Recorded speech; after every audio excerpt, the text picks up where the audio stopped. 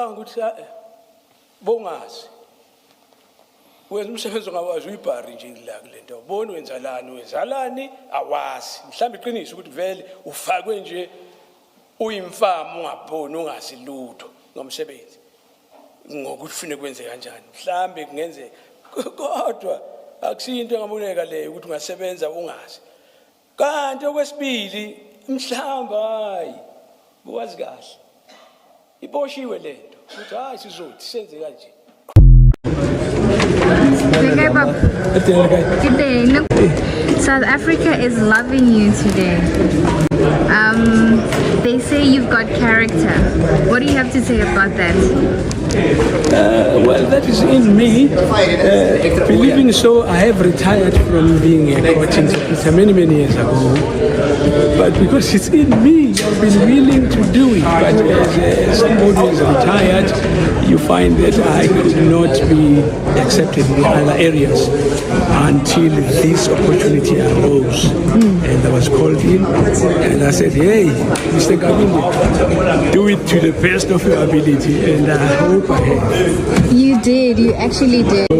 I don't want to blow my own trumpet, but people out there with testimony to that. Yeah. And what do you have to say to people that are saying that you are great?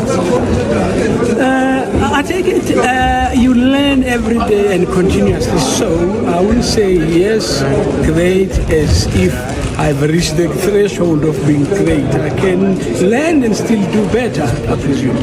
Thank you so much.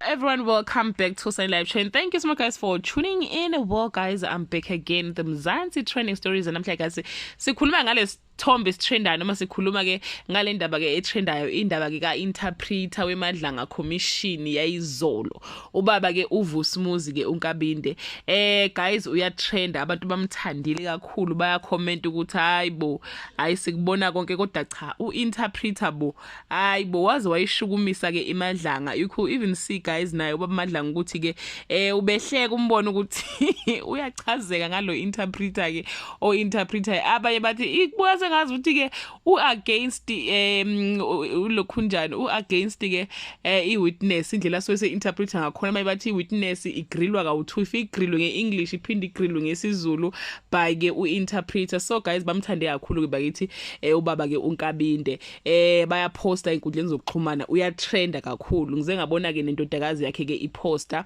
isho ukuthi lona ke ubaba uNkabinde ubaba wami nasi isithombe sethu njengefamily uthi ke wa retire long time ago as the court interpreter but ke uyawuthanda ke umsebenzi wakhe. I think ucishe kufanele nokuthi umuntu mhlambe kade umsakazi bese kuthiwa ke useretire. Those people they really love imsebenzi yabo kakhulu, they are very passionate about imsebenzi yabo. So nabamkabinde uthe nje ngithe mangithola ithuba lokuthi angivele angathi hayi ngisukuma nezami akukho engizokushiya ngizokwenza sure ukuthi wonke umuntu ke wala eSouth Africa ke uyangithanda futhi ke uyangiunderstand. So after ke indodakazi yakhe ke ipostile abantu ke baye bamtshela kundodakazi ukuthi cha utshela ubaba ukuthi ke siyamthanda